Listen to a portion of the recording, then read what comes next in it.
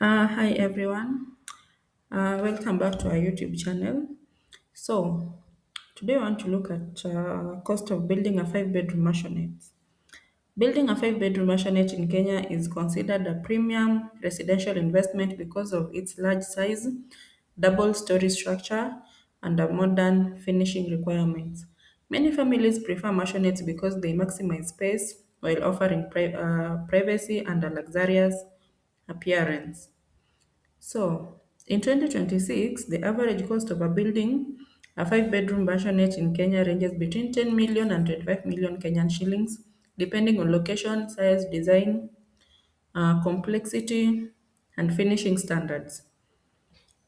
Construction costs are commonly estimated around 45,000 to 100,000 Kenyan shillings per square meter. The biggest cost comes from the structural works. Unlike bungalows, masonry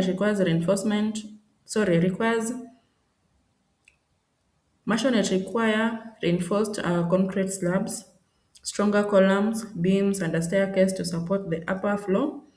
This increases both material and labor cost. Foundation costs also vary depending on soil conditions. Weak or black cotton soil may require deeper excavation and additional reinforcement, increasing the budget significantly. Roofing is also another major expense. Many homeowners choose stone-casted tiles or premium roofing system for modern maisonette because they improve durability and overall appearance. However, these roofing options are more expensive than standard mabati roofing. Finishing works usually takes the largest share of the budget. This includes floor tiling, gypsum tiling, kitchen cabinets, wardrobe painting, bathroom fittings, lighting, aluminum windows and doors. Luxury finishes and imported materials can also increase the overall construction cost substantially.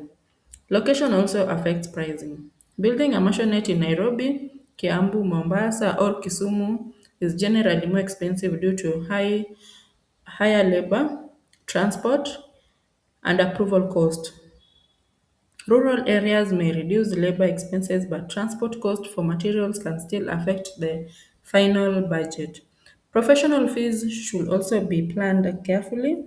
This includes architectural drawing, structural engineering, quantity surveying, approvals, and site supervision. Experts recommend allocating an additional 10 to 5% of the total construction cost for professional services and approvals. Many homeowners also forget external work such as perimeter wall, cabro paving, septic tank, landscaping, water storage tanks, gates installation. This can add several hundred thousand shillings to the final project cost. To control expenses, proper planning is very important. Choose a practical prepare a realistic budget and avoid changing the design during construction because variations often increase cost unexpectedly. A well-designed five-bedroom maisonette is not just a home. It is a long-term investment that offers comfort, prestige, and future property value appreciation.